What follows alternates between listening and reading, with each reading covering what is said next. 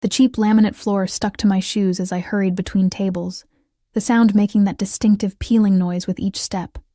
6 hours into my double shift at Rosario's, and my lower back screamed in protest. The restaurant hummed with the usual Friday night chaos, clattering plates, bursts of laughter, and the constant sizzle from the kitchen. I tucked a strand of hair behind my ear, feeling it immediately fall back across my face, damp with sweat. "Table 7 needs drinks, Ellie," Marco barked from behind the bar, not bothering to look up from the martini he was mixing. "On it," I called back, forcing brightness into my voice that I didn't feel. I'd learned early that cheerfulness, even fake, meant better tips, and God knew I needed every dollar tonight. The eviction notice taped to my apartment door this morning had made that abundantly clear. 3 months behind on rent, and my landlord's patience had finally run out. I had 72 hours to come up with $2,400 or find somewhere else to live. With my credit score and bank account both hovering near zero, the latter seemed more likely. I balanced the tray of drinks, weaving through the maze of tables. The scent of garlic and tomato sauce hung heavy in the air, mingling with perfume and cologne from the diners. My uniform, a white button-up and black slacks, was stained with splashes of various sauces despite my best efforts. The restaurant owner was too cheap to replace them more than once a year. That's when I first noticed the back corner booth. Unlike the rest of the restaurant, that section remained conspicuously empty except for 3 men. The booth was partially hidden by a decorative wine rack, offering a clear view of the entire restaurant while remaining somewhat secluded. It wasn't my section, but I couldn't help stealing glances while delivering drinks. The man in the center commanded attention without trying. He couldn't have been older than 35, with dark hair cut precisely, expensive enough that it didn't look expensive. His suit, charcoal gray and impeccably tailored, made the businessmen at the other tables look like they were wearing costumes. 2 larger men flanked him, their expressions blank, eyes constantly scanning the room. "Who's that?" I whispered to Nadia as we passed in the narrow service corridor. She followed my gaze and her eyes widened. "You don't know?" she hissed, pulling me further from view. "That's Dante Russo. He owns half the waterfront, and probably the other half too, unofficially." The name registered vaguely, whispered conversations, newspaper headlines I'd glanced at. The Russo family had deep roots in the city, and deeper connections. The kind nobody talked about openly. "What's he doing here?" I asked. Rosario's was decent, but hardly the caliber of restaurant someone like him would frequent. Nadia shrugged. "Monthly visit. Marco says he's been coming here since it opened. Some kind of loyalty thing." She lowered her voice further. "Nobody serves that table except Marco's nephew. Family only." I nodded, suddenly eager to finish my shift without drawing any attention. Something about the man's presence made the air feel charged, dangerous. I'd spent my entire life trying to be invisible, and tonight was definitely not the night to be noticed. The next hour passed in a blur of orders and complaints. My feet throbbed inside my worn-out shoes, and the phantom weight of my problems made each step heavier. A baby started wailing at table 12. The kitchen was backed up again. 2 college guys tried to order drinks with obviously fake IDs. Just another Friday at Rosario's. Then it happened. I was rushing past the corner booth with a tray full of desserts when Marco's nephew, a gangly 19-year-old named Vincent, tripped over someone's outstretched foot. The bottle of expensive red wine he was carrying tumbled from his hands, its contents arcing through the air in slow motion, directly toward Dante Russo's immaculate suit. I didn't think. My body moved on instinct. I lunged forward, abandoning my own tray, and somehow managed to catch the bottle midair with my left hand. My right hand grabbed a cloth napkin from an empty table, intercepting most of the airborne liquid before it could reach its target. Time seemed to freeze. The restaurant fell silent. Vincent stood paralyzed, his face drained of color. I remained awkwardly positioned between tables, wine-soaked napkin in one hand, rescued bottle in the other, suddenly aware of everyone staring, including Dante Russo. His eyes, a startling shade of amber, locked onto mine with an intensity that made my breath catch. Not angry, as I'd expected, but curious. Assessing. "I'm so sorry," I stammered, backing away. I didn't mean to intrude, What's your name? His voice was quiet but carried easily in the silent restaurant. Deep, with a slight rasp, like expensive whiskey poured over gravel. Ellie. Ellie Winters. I shouldn't have told him my real name. Some deep-rooted instinct warned against it. But lying seemed impossible under that steady gaze. His mouth curved slightly, not quite a smile. Quick reflexes, Ellie Winters. One of his companions whispered something in his ear. Dante nodded without taking his eyes off me. You work here long? 3 years, I answered, unsure why it mattered. My heart hammered against my ribs. Around us, conversations slowly resumed, though significantly quieter than before. He studied me for another moment, then gestured to the now empty wine bottle. Bring another, and a glass for yourself. I blinked in confusion. Sir, this isn't my section, and I'm still on shift. Marco won't mind, he replied with absolute certainty. As if summoned, Marco appeared at my elbow, his usual scowl replaced with a deferential smile I'd never seen before. Of course not. Take all the time you need, Ellie. I'll cover your tables. He took the empty tray from my hands, nodding encouragingly toward the booth. I felt like I was having an out-of-body experience. This couldn't be happening.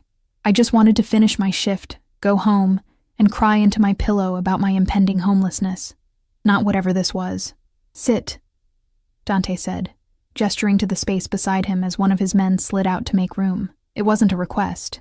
I sat, keenly aware of my stained uniform, messy hair, and the exhaustion I knew showed on my face. The leather seat felt cool against my overheated skin. Up close, I could smell his cologne, subtle cedar notes with something darker underneath. The booth's privacy suddenly felt confining. Vincent returned with another bottle of wine, hands visibly shaking as he poured 2 glasses.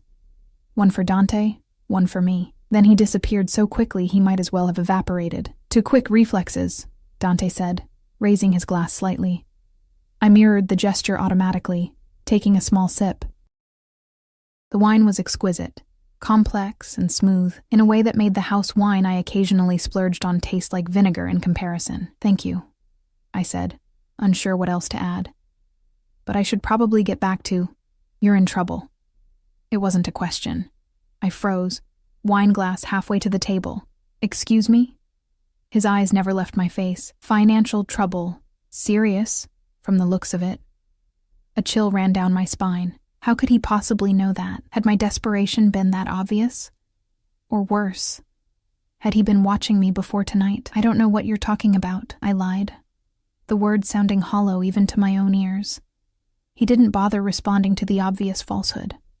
Instead, he reached into his jacket and withdrew a small leather notebook and gold pen.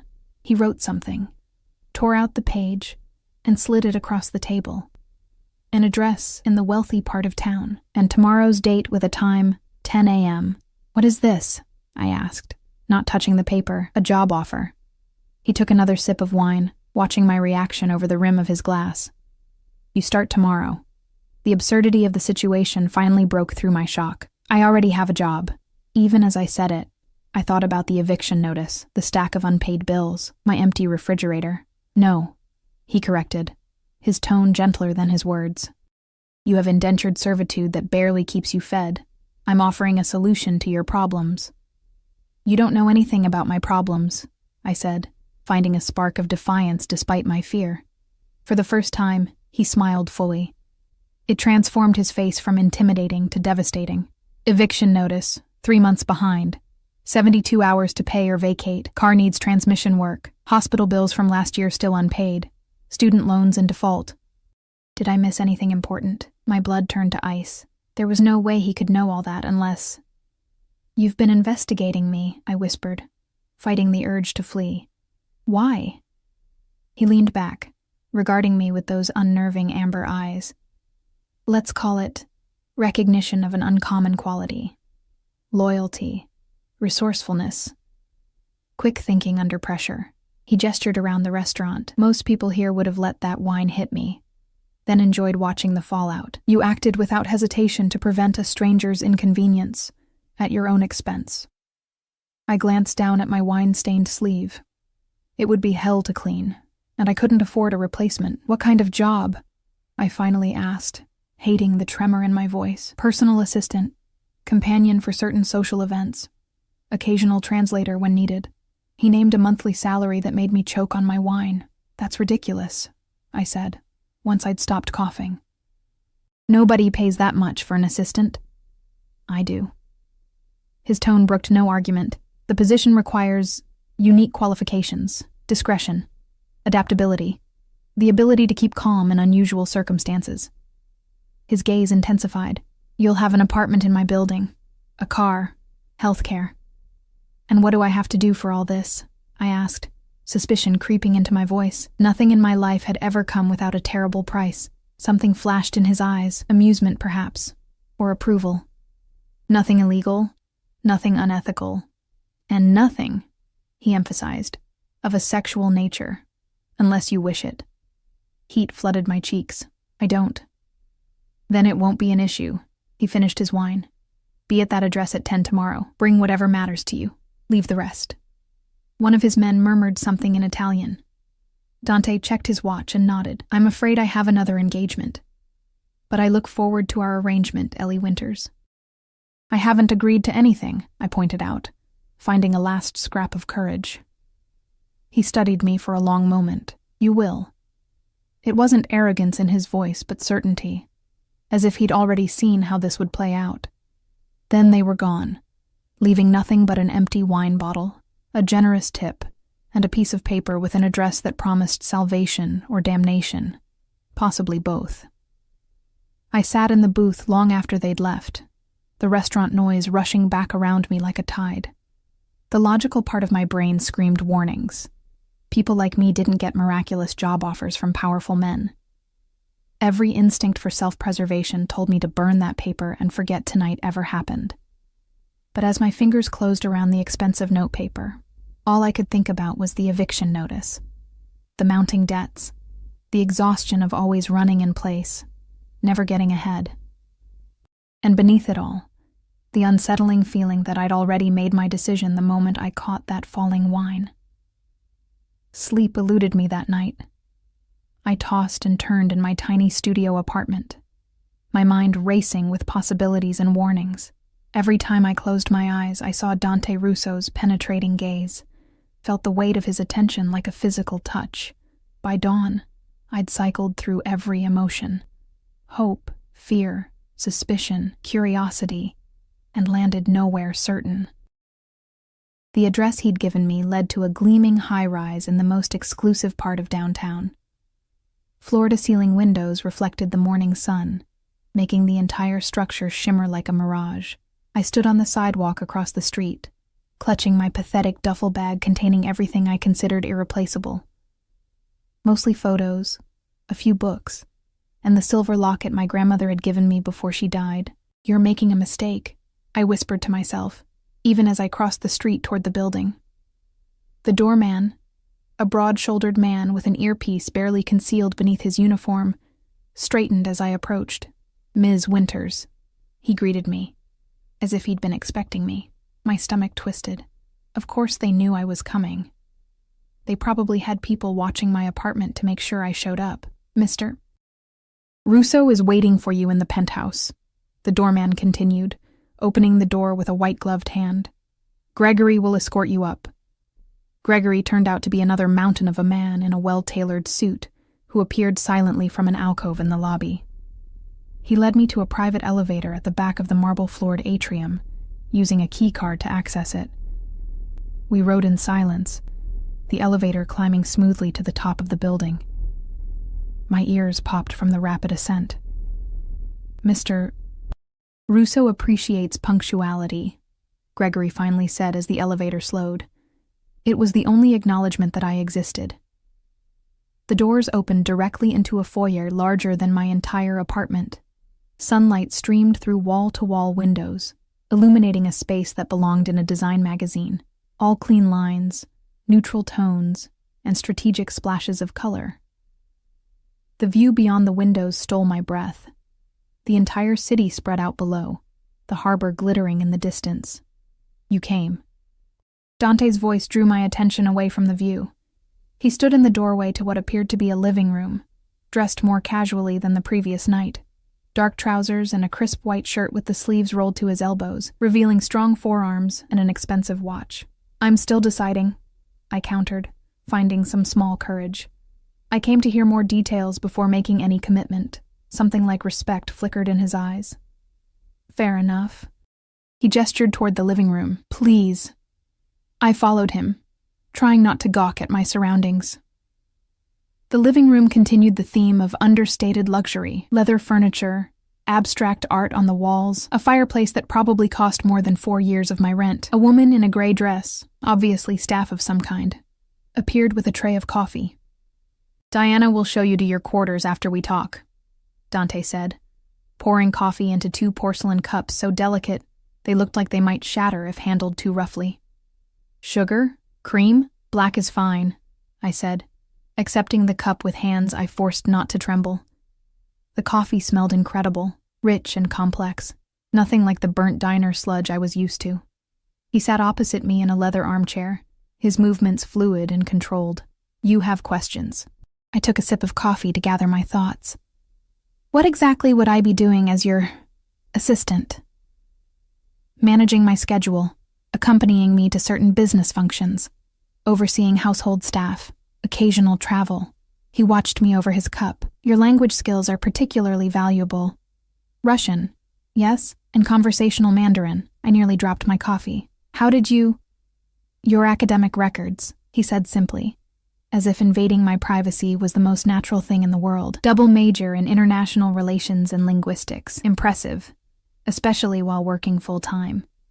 "Not impressive enough to get me a job in my field," I said bitterly, thinking of the countless rejections, the closed doors, their loss, my gain.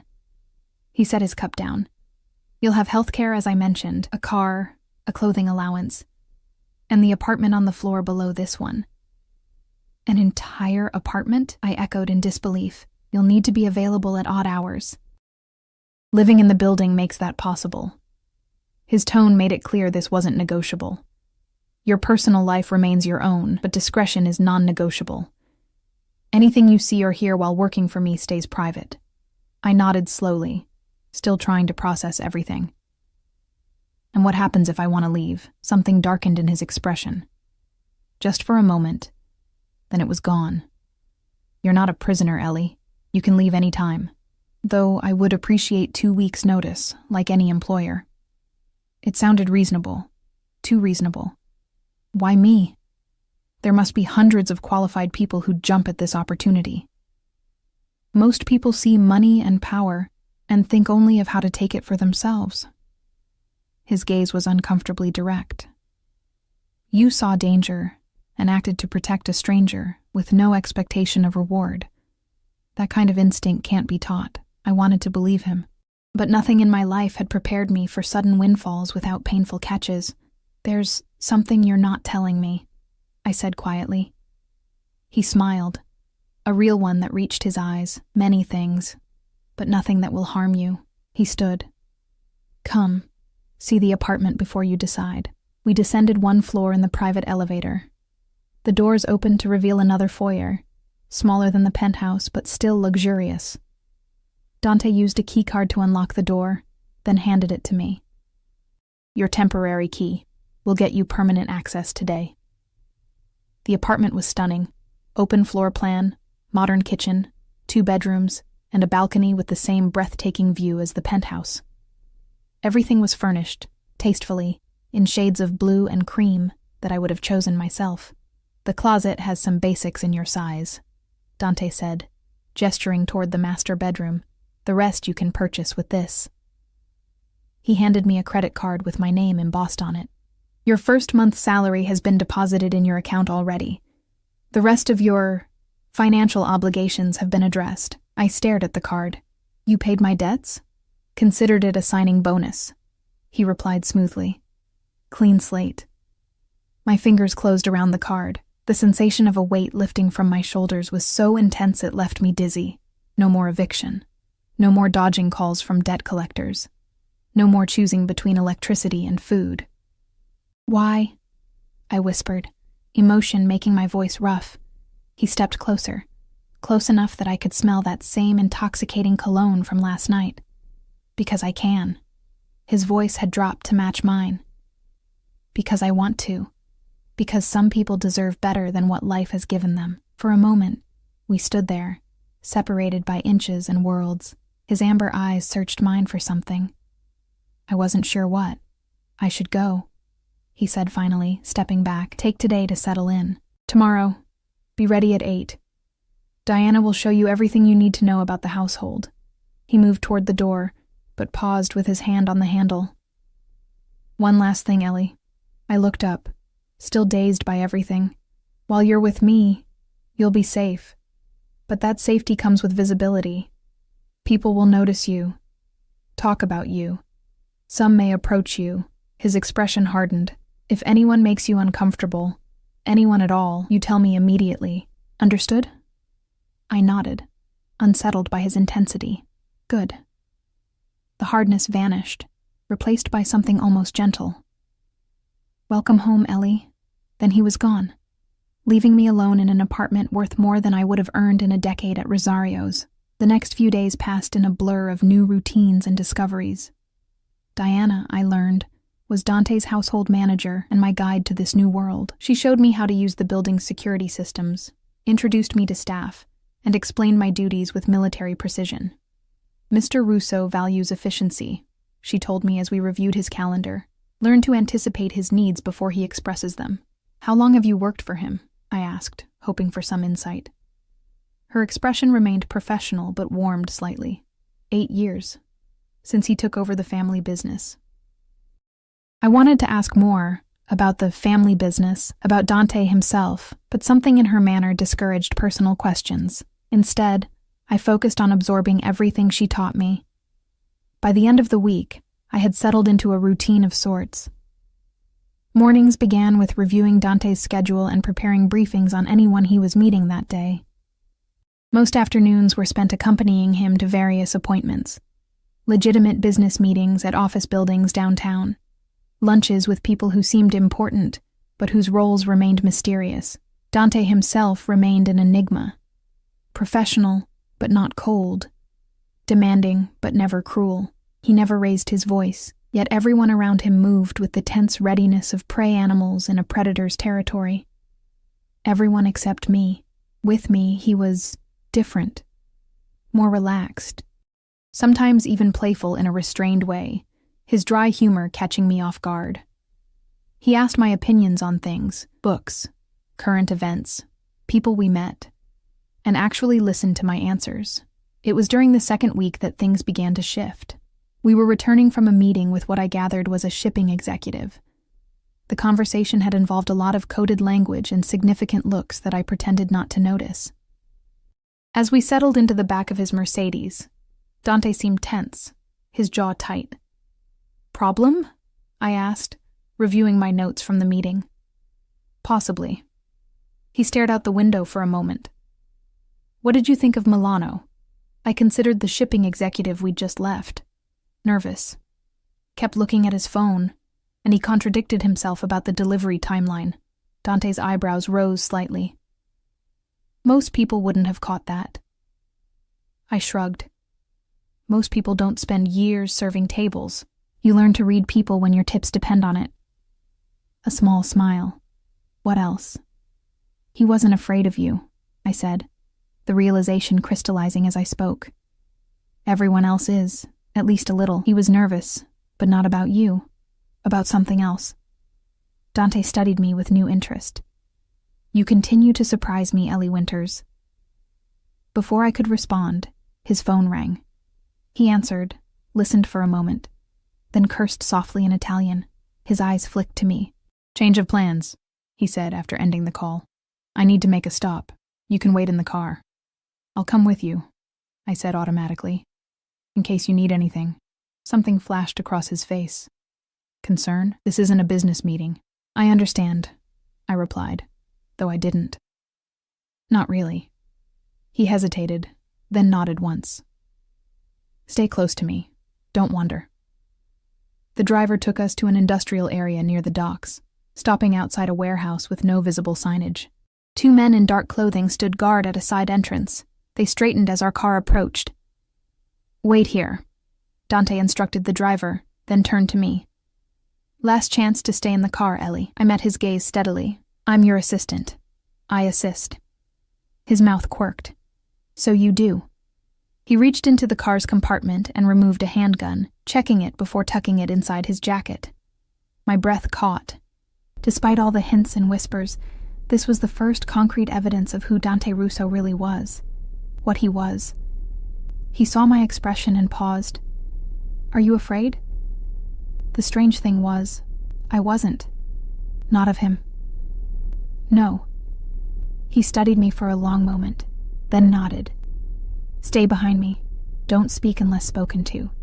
And if anything happens, anything at all, you run. Don't look back. The driver will get you home." The warehouse was dimly lit and smelled of dust and salt. We followed one of the guards through a maze of shipping containers until we reached a small office area. Inside, 3 men were waiting. 2 standing, 1 seated. The seated man had a swollen face and split lip. His hands were zip-tied to the chair arms. My stomach dropped. I knew immediately what this was, and everything in me screamed to leave. But leaving meant abandoning the fragile safety I'd found. It meant returning to desperation. So I stayed, silent and still, as Dante approached the injured man. Their conversation was quiet, punctuated by long silences and the occasional harsh word in Italian. I focused on breathing evenly, on keeping my expression neutral. 10 minutes later, it was over. No additional violence, just tense conversation, and what appeared to be an agreement. The man was released from the chair. As we walked back to the car, Dante placed his hand lightly on my lower back. The first time he'd touched me since we met. His palm radiated heat through my blouse. "You did well," he said quietly. "Most people would have run.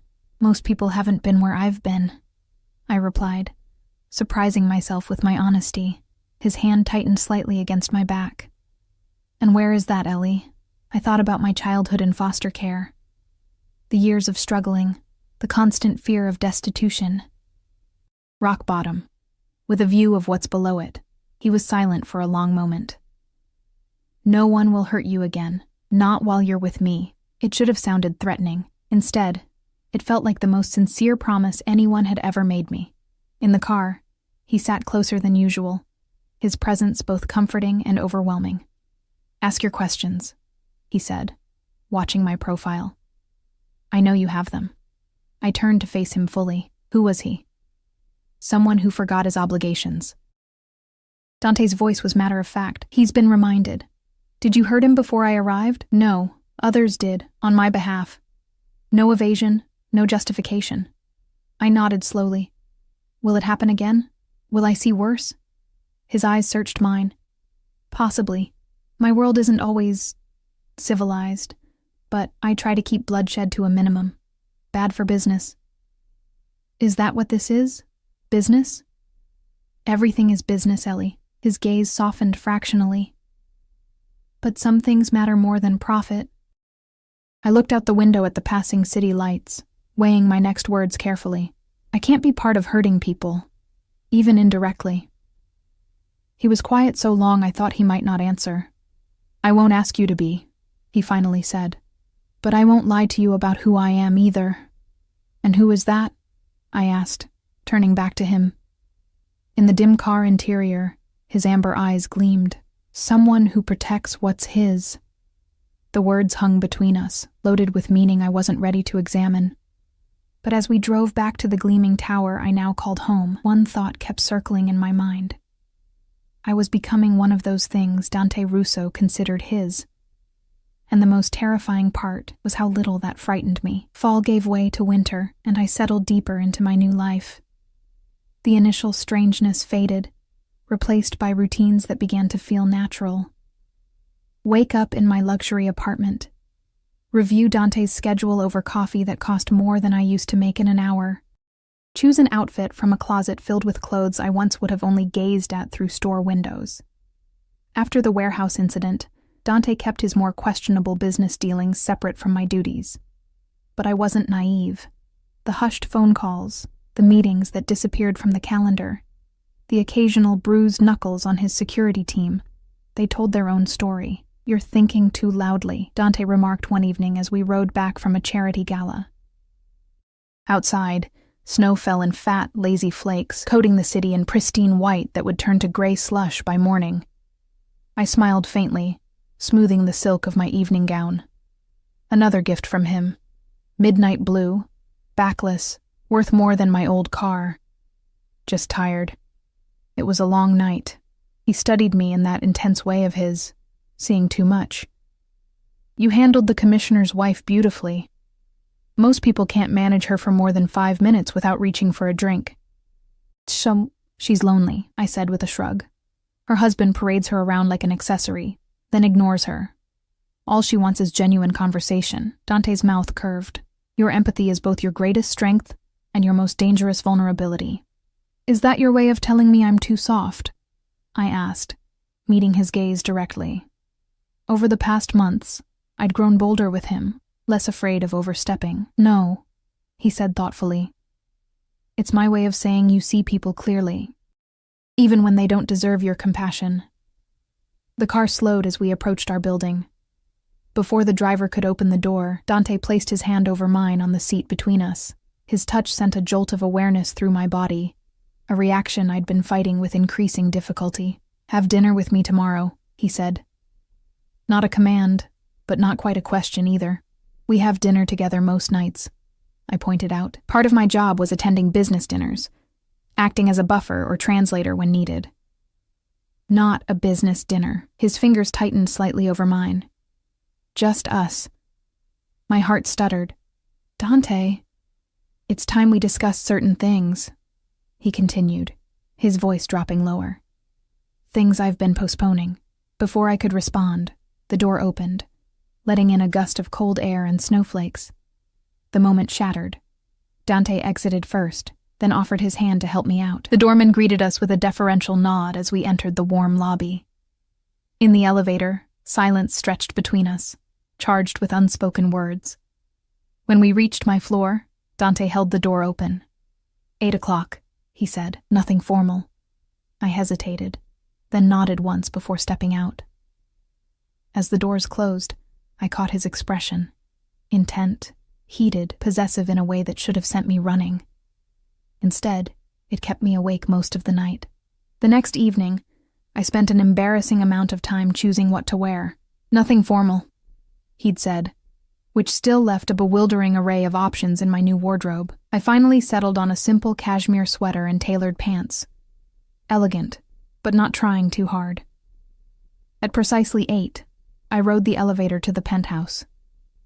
Diana opened the door, her usual professional mask firmly in place, though I caught a flicker of something in her eyes as she looked at me. Curiosity? Concern? "Mr. Russo is in the study," she said, taking my coat. He asked not to be disturbed. The penthouse was unusually quiet. No security personnel visible, no staff except Diana. "Is everyone gone?" I asked, following her down the hallway. "Mr. Russo wanted privacy tonight." Her tone revealed nothing, but her words sent a flutter of nerves through my stomach. The study door was ajar. I knocked lightly, then entered when Dante called for me to come in. The room was my favorite in the penthouse. Walls of books, leather furniture, a fireplace currently casting dancing shadows across the space. Floor-to-ceiling windows showcased the snow-covered city and harbor beyond. Dante stood by one of the windows, silhouetted against the night sky. He'd changed from his usual suit into dark jeans and a charcoal sweater that made his shoulders look even broader. In his hand, he held a glass of amber liquid, whiskey probably. He turned as I entered, and the look in his eyes made my mouth go dry. "Ellie," he said, my name sounding different in his voice tonight. Softer, more intimate. "You wanted to talk," I reminded him, suddenly nervous. He gestured to the couch in front of the fire. "Sit. Drink?"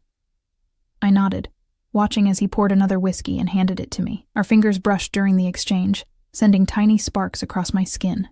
Dante sat beside me, closer than necessary but not crowding. 3 months, he said after a moment. "You've been with me 3 months today." I blinked in surprise. You remember the exact day? A faint smile. I remember everything about you, Ellie. The simple statement shouldn't have affected me so strongly, but heat bloomed in my chest and rose to my cheeks. I took a sip of whiskey to hide my reaction, savoring the warm burn down my throat. You've exceeded every expectation, he continued. You learn quickly. Adapt to any situation. Handle people with remarkable skill. He turned slightly to face me more directly. You've become indispensable. I'm just doing my job, I said, though we both knew it had become much more than that. Are you happy here? He asked unexpectedly. The question caught me off guard. I considered it seriously, looking past the material comfort to the heart of the matter. Yes, I admitted, though I never expected to be, because of who I am. Not a question. I met his gaze steadily. Because of who I thought you'd be. Interest sharpened his features. And who did you think I'd be? Cruel, I said honestly. Cold. Someone who took pleasure in power for its own sake. And now? His voice had roughened slightly. I looked down at my glass, gathering courage. Now I know you're dangerous, but not cruel. Controlled, but not cold. I risked looking up again. You protect what's yours, just like you said. Sometimes ruthlessly, but there are lines you won't cross. Satisfaction flickered in his expression. You see me clearly. Not entirely, I countered. There are parts of your life you keep separate. To protect you.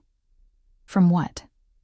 He set his glass down and leaned closer, close enough that I could feel the heat radiating from his body. From choices. From consequences. From the weight of knowledge. My heart thrummed against my ribs. I'm stronger than you think. I know exactly how strong you are. His hand came up to touch my face, fingertips tracing my cheekbone with devastating gentleness. That's what worries me. I should have pulled away. Should have maintained the professional boundary that was rapidly disintegrating between us. Instead, I leaned into his touch, eyes fluttering closed for just a moment. Tell me to stop, he murmured, his thumb brushing the corner of my mouth. Tell me this isn't what you want. I can't, I whispered, opening my eyes to meet his gaze. Because it would be a lie. Something fierce and hungry flashed across his face. His hand slid to the nape of my neck, tangling in my hair, drawing me closer.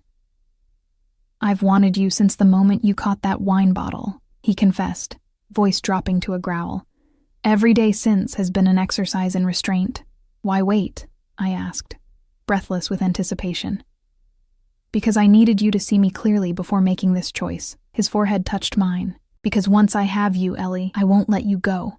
The possessiveness in his words should have frightened me. Instead, it sent a thrill down my spine, awakening something primal I hadn't known existed within me. I'm already yours, I admitted. The truth I'd been fighting for weeks finally breaking free. I have been for a while now. His control snapped. In one fluid motion, he pulled me onto his lap, his mouth claiming mine with a hunger that stole my breath. I melted against him, arms winding around his neck, fingers threading through his hair. He kissed like he did everything else, with absolute focus and mastery, leaving no room for hesitation or doubt. His hands roamed my body, learning every curve through the thin cashmere. When we finally broke apart, we were both breathing hard, his pupils dilated until only a thin ring of amber remained. If we don't stop now, he warned, voice ragged, we won't stop at all. I traced the strong line of his jaw with my fingertips. Then don't stop. He stood in one smooth movement, lifting me with him. I wrapped my legs around his waist as he carried me from the study, down the hallway, to his bedroom, a space I'd glimpsed but never entered before. He laid me on the massive bed with unexpected tenderness, then stood back to look at me, his gaze burning with naked desire. Last chance to change your mind, he said, though we both knew neither of us could turn back now. In answer, I reached for him, pulling him down to me.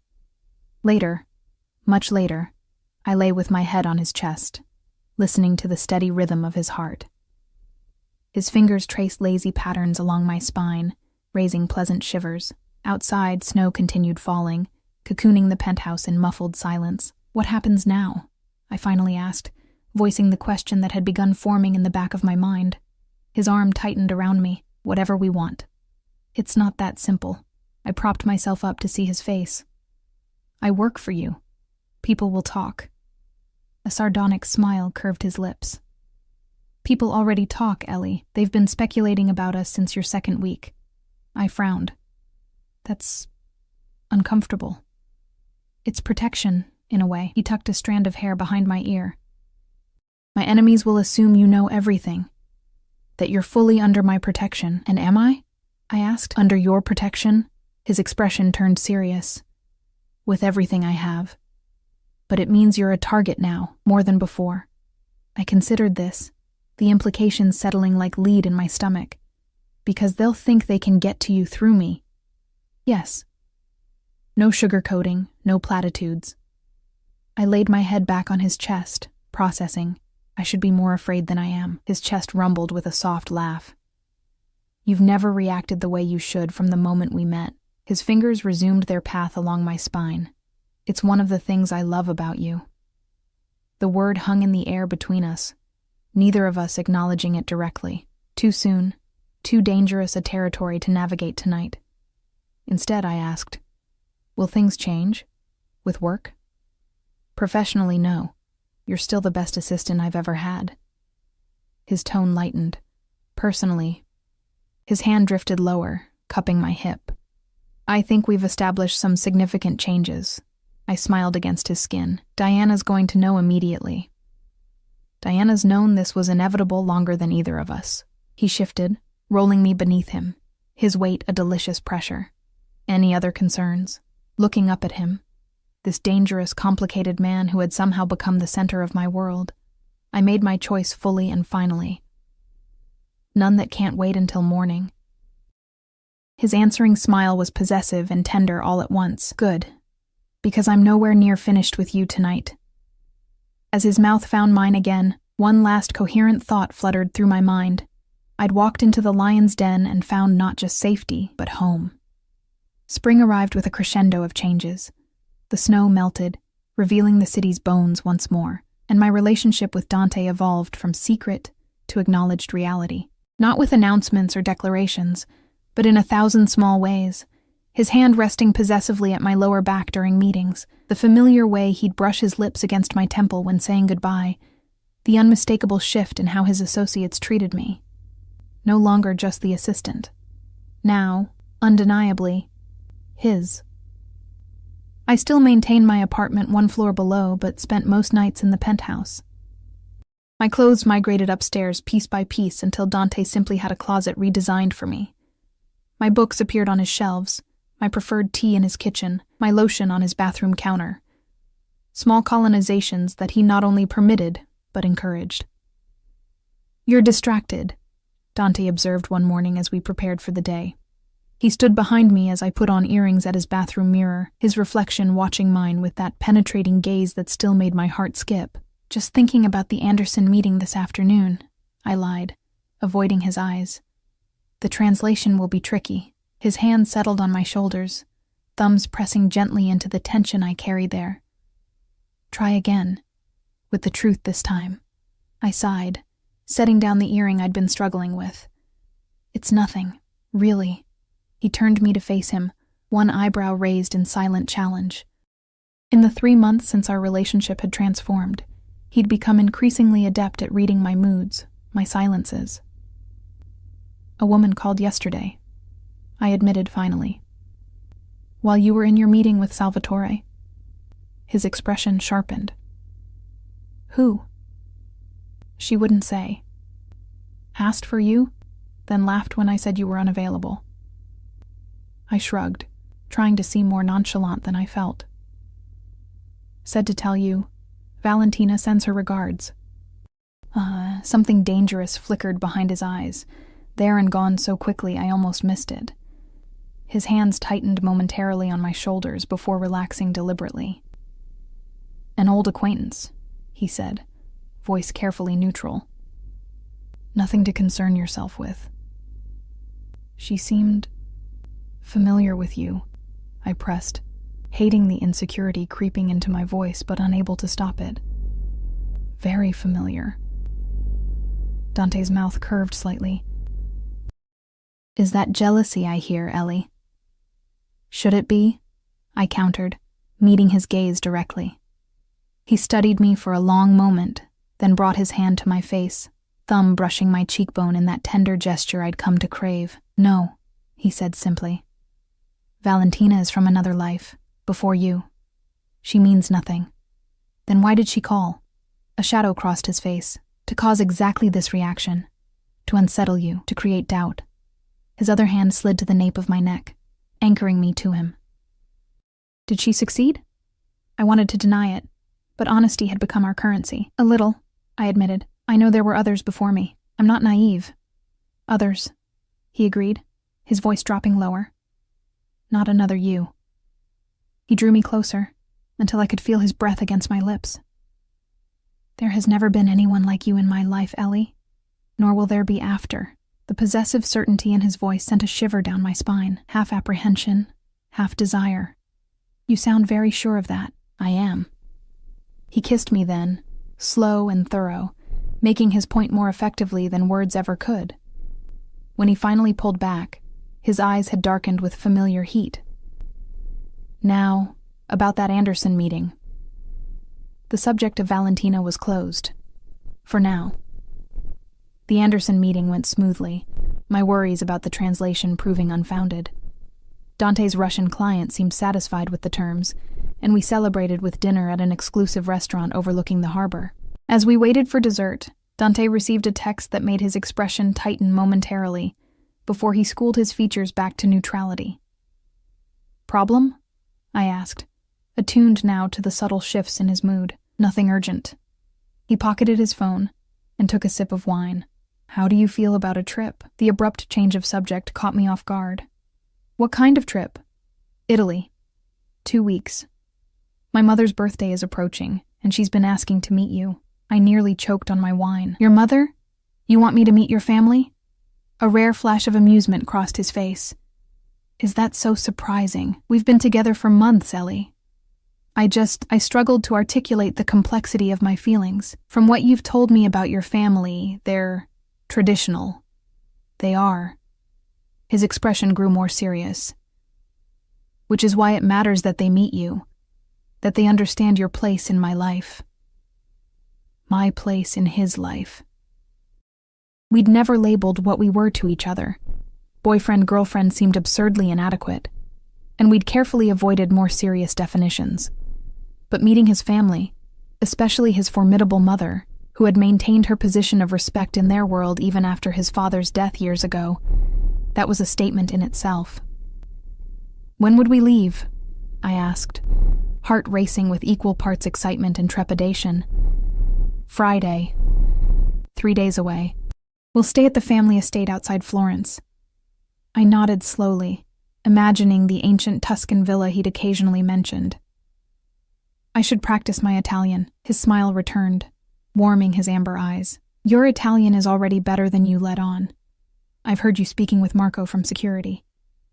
Eavesdropping, Mr. Russo, I teased, grateful for the lighter moment. Appreciating, he corrected, reaching across the table to take my hand, always appreciating. The dessert arrived, momentarily distracting us both. As we shared the rich chocolate creation, I noticed Dante scanning the restaurant with more attention than usual. His thumb absently traced the inside of my wrist as he surveyed the other diners, a habit I'd come to recognize as a sign of underlying tension. You're worried about something, I observed quietly. His gaze snapped back to mine, a flicker of surprise crossing his face before he masked it. Just a precaution, he said, his tone casual but eyes alert.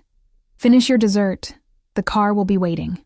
The drive home was silent, Dante working on his tablet while I gazed out at the nighttime cityscape. When we reached the penthouse, he disappeared into his study with a brief kiss and a murmured apology about business that couldn't wait. I changed and went to bed alone, unusual enough these days to leave me unsettled. Hours later, I woke to the mattress dipping as Dante slid in beside me. The clock read 2:37 a.m. I turned toward him, detecting the faint scent of his cologne mingled with something else. Cigarette smoke, though he didn't smoke. Everything okay? I murmured sleepily as his arm curved around my waist, drawing me against his chest. Better now. he replied, his voice rough with exhaustion. His hand stroked my hair, more to soothe himself than me, I suspected. Go back to sleep. Instead, I tilted my head up to study his face in the dim light filtering through the windows. You had a meeting at this hour. Not a question, but he answered anyway. A situation needed handling. The text at dinner? He nodded once, his jaw tight. I traced the line of that jaw with my fingertips, feeling the tension there. Will you tell me? For a long moment he said nothing, and I thought he might refuse. Then he sighed, capturing my hand and bringing it to his lips. Valentina's brother made some poor choices tonight, choices that could have had consequences for people under my protection. A chill ran through me. Is he alive? Yes. Dante's voice was matter of fact. Whether he stays that way depends on his sister's ability to control him. I swallowed hard. The reality of who Dante was, of the world he inhabited, crashing back with brutal clarity. Despite months of living in his orbit, there were still moments when the truth struck me anew. Does it bother you? He asked, watching me intently. Knowing what I'm capable of? I considered the question seriously, owing him the honesty he always demanded. Sometimes, I admitted. Not because I fear you would hurt me, but because I worry about what you carry. The weight of those decisions. Something softened in his expression. You never cease to surprise me, he murmured, tracing my lower lip with his thumb. Most people would fear for themselves. I'm not most people. No? He agreed, drawing me closer. You're mine. And I protect what's mine, remember? I did remember. Those words from our first days together, now laden with months of deeper meaning, of promises kept and boundaries respected, of a man whose world was built on violence, but whose touch had never been anything but gentle with me. We leave for Italy on Friday, he said, changing the subject. Pack for various occasions. My mother will want to show you off. Show me off? I repeated, surprised. She doesn't even know me. She knows you're important to me, Dante said simply. That's enough for now. I nestled closer, finding my place against his chest, listening to the steady beat of his heart. Will I like her? A soft laugh rumbled through him. She's formidable, intimidating to most, but yes, I think you will. More importantly, she'll like you. How can you be so sure? His hand slid along my spine in a possessive caress, because she raised me to recognize value when I see it. And you, Ellie Winters, are the most valuable thing I've ever found. Italy was a revelation. We flew on Dante's private jet, arriving in Florence as the late afternoon sun bathed the ancient city in golden light. A sleek black SUV waited on the tarmac, along with 2 security personnel I recognized from Dante's rotating team.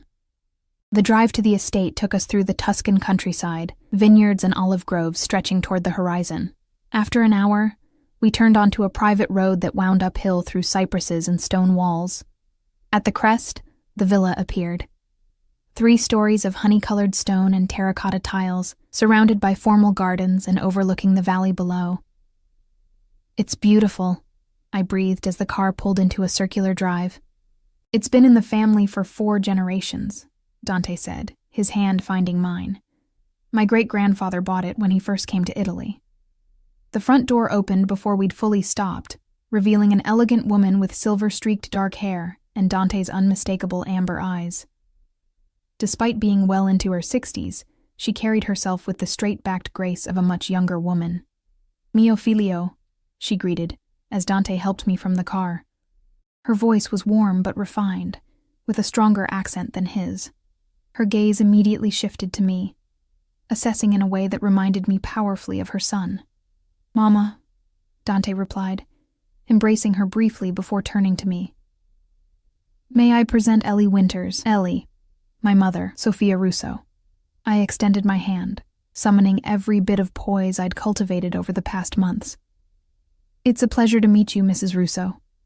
Thank you for inviting me to your home. She ignored my hand, instead taking my face between her palms and studying me intently.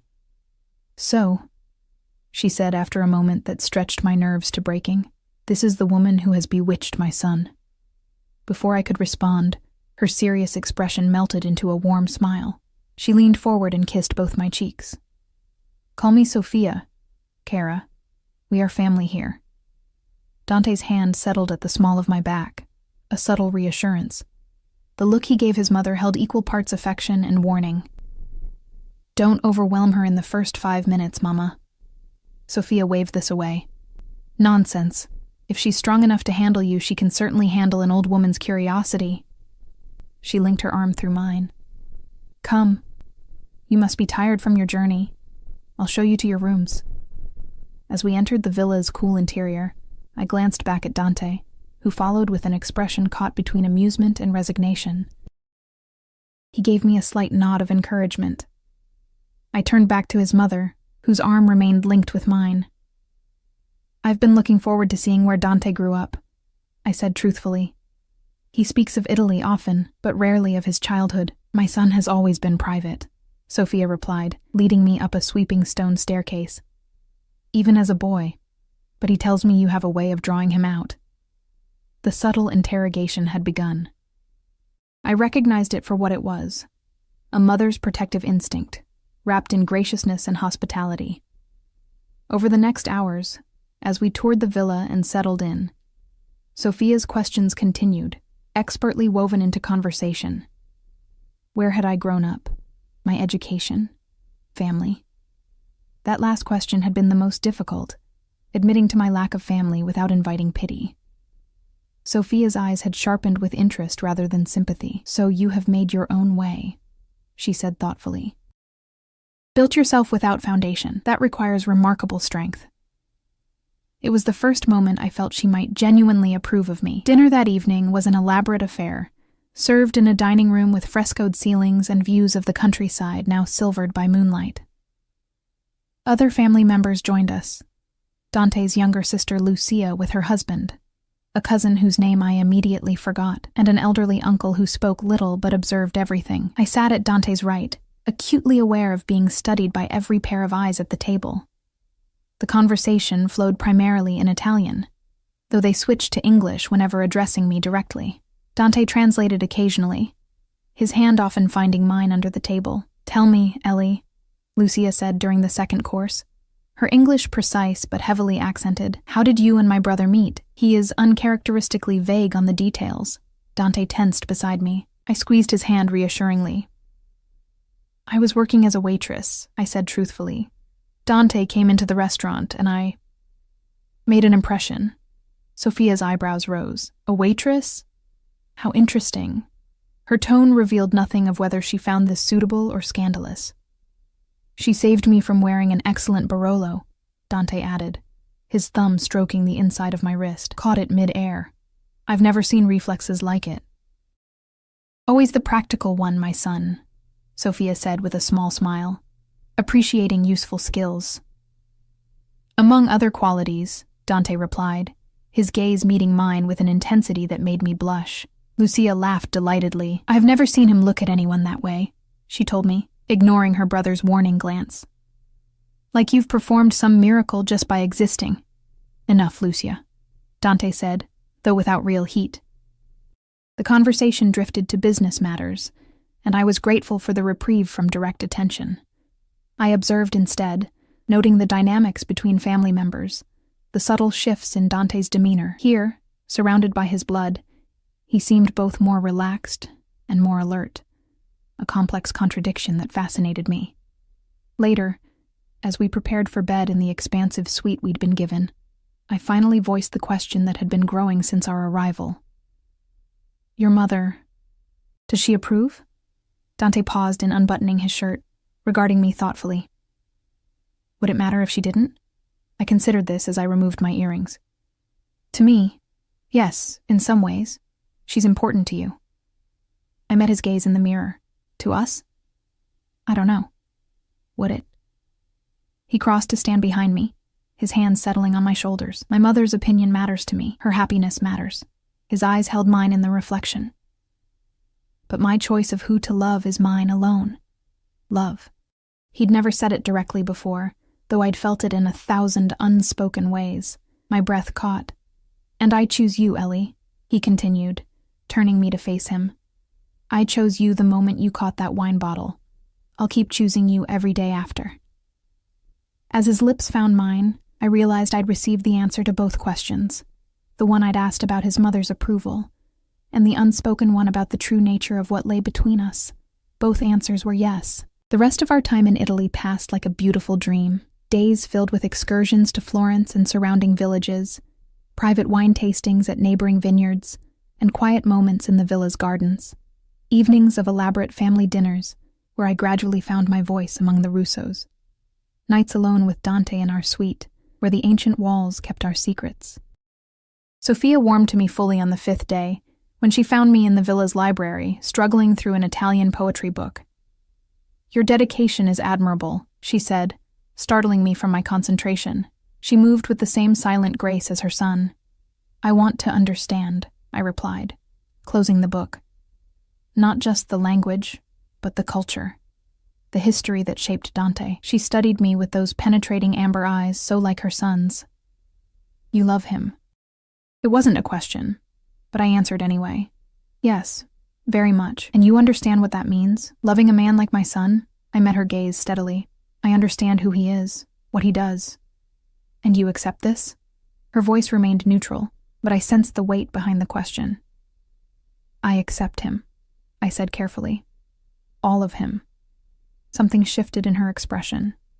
Approval, perhaps, or relief. "Then you are braver than most." And she crossed to a cabinet behind the desk, removing a small wooden box. "I have something for you." Inside the box lay a necklace, a delicate gold chain supporting a small pendant shaped like a key, inset with tiny diamonds. "It belonged to my grandmother," Sophia said, lifting it from the box. "She gave it to me when I married Dante's father. She said it was the key to survival in our world."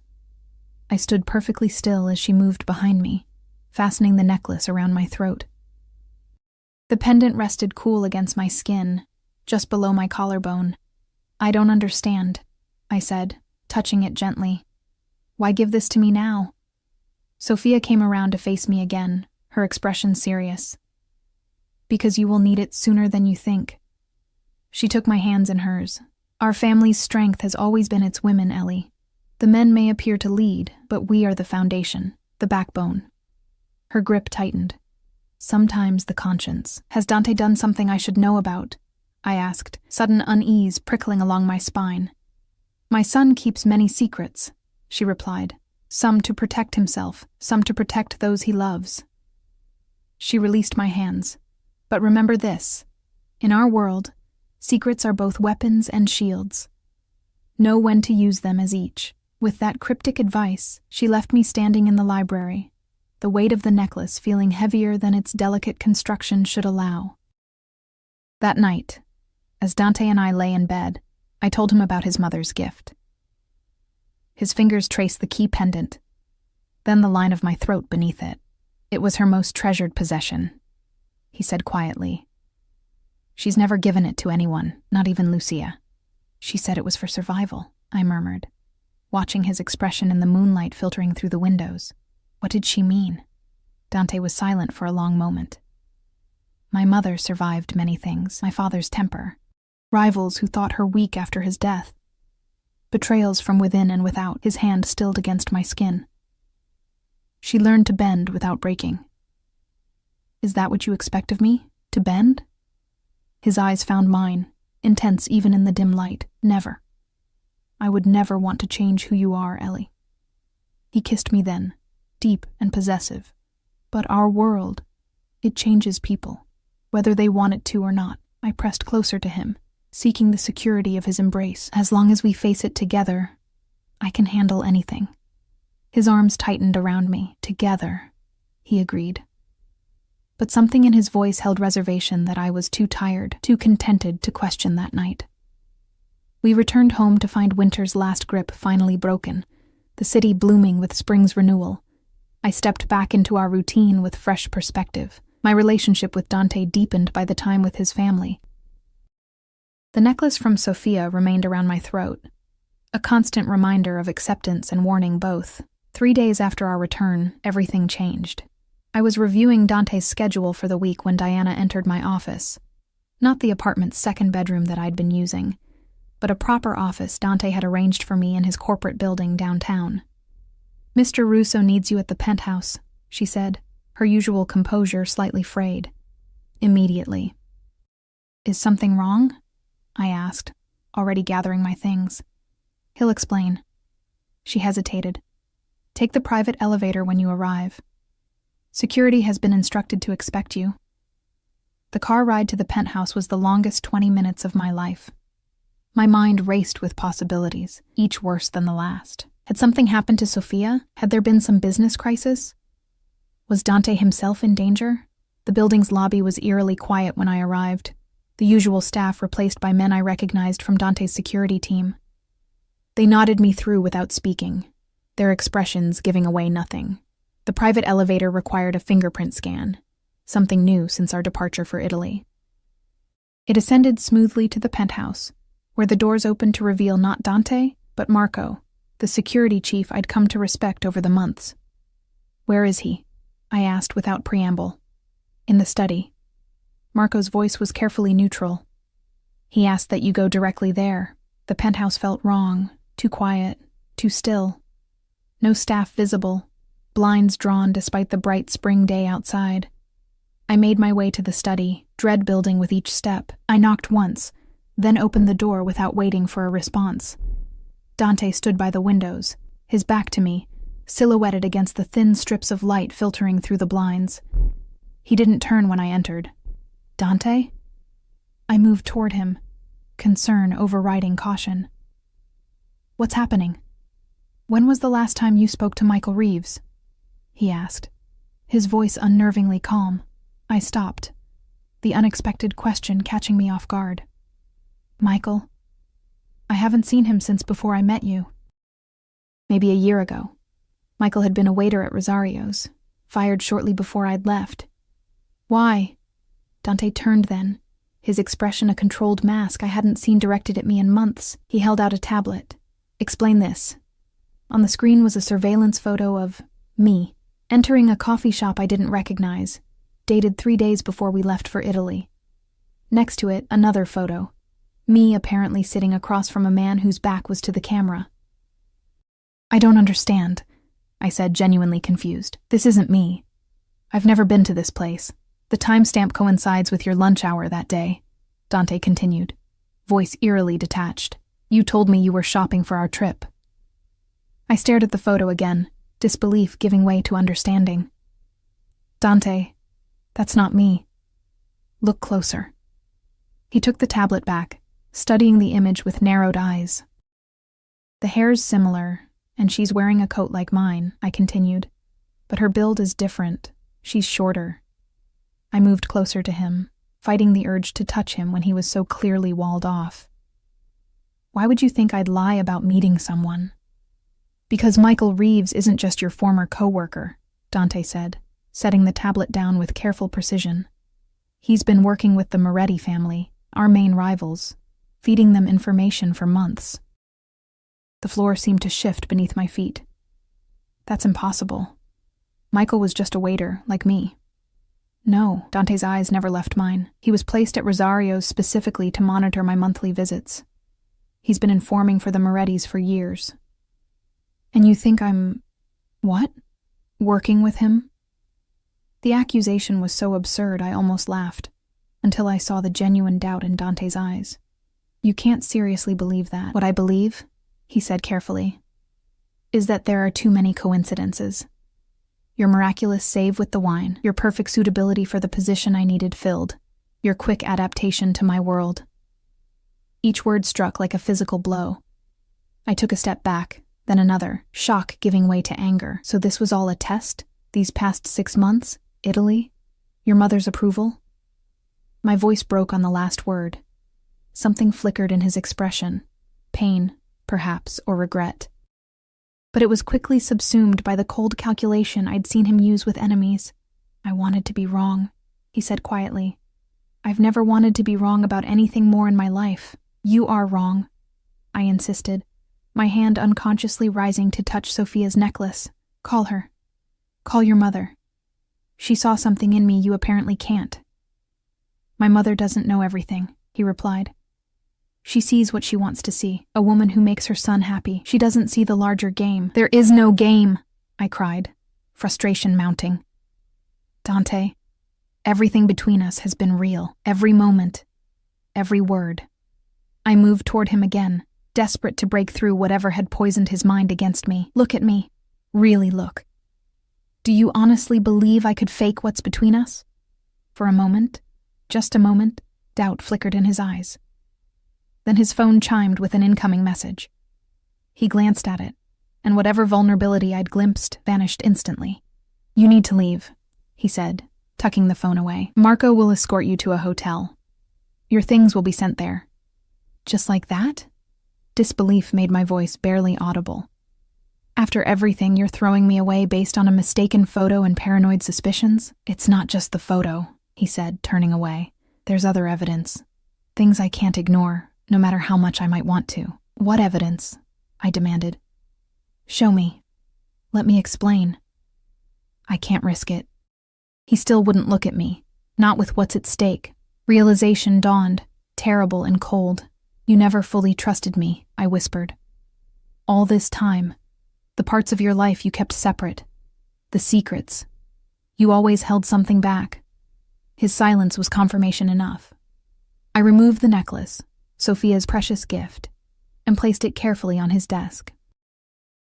Whatever you think I've done, whatever evidence you think you have, you're wrong, I said, surprised by the steadiness of my voice despite the tears threatening, and someday you'll realize that. I just hope it's not too late when you do. I walked to the door, pausing with my hand on the knob. I love you, Dante Russo. God help me. I probably always will. But I won't beg for trust that should have been freely given. The study door closed behind me with a soft click that somehow sounded more final than a slam. Marco waited in the hallway, his expression carefully blank. Ms. Winters, if you'll come with me. I can see myself out, I said, straightening my shoulders despite the weight crushing my chest. Mr. Russo's instructions were clear, Marco replied, not unkindly. For your own safety. My own safety, as if I were still under Dante's protection, even as he cast me out. The irony might have made me laugh if I weren't fighting to hold myself together. I followed Marco to the elevator in silence, numb with shock and grief. As the doors closed, I caught one last glimpse of the penthouse that had become my home, the place where I'd found both sanctuary and heartbreak. The hotel has a suite ready for you, Marco said as the elevator descended. Your things will arrive this evening. Mr. Russo has arranged for an account to cover your expenses until you decide on your next steps. His careful phrasing told me everything. Dante hadn't just ended our relationship, he'd erased me from his life entirely. A clean break, like cauterizing a wound. How generous, I said, not bothering to hide the bitterness. Please tell Mr. Russo he can keep his blood money. I managed before him. I'll manage after. Marco shifted uncomfortably. There are complications you may not be aware of, Ms. Winters. It would be safer to accept I'm aware of the complications. I cut him off. I've lived them for 6 months, but I'd rather take my chances than remain indebted to a man who thinks so little of me. The elevator reached the lobby. 2 more security men waited, ready to escort me to the waiting car. I stepped forward, then paused, turning back to Marco. When you see him next, I said quietly, tell him one thing for me. Marco nodded once, waiting. Tell him I forgive him. The words tasted like ashes, but I meant them, not for my sake, but for his. Because that's what love is, seeing someone clearly, flaws and all, and choosing them anyway. 3 days later, back in a shabby apartment not unlike the one I'd left behind half a year ago, I received a small package. No return address, no note. Inside was Sophia's necklace, the key pendant gleaming in the dim light of my new temporary home. I put it on, fingers trembling slightly. Whatever came next, I would face it with the strength Dante had once seen in me, the strength he'd forgotten in his fear and doubt. The key rested against my skin, cool and familiar. A reminder that some doors, once closed, can still be opened again, if you have the right key and the courage to turn it.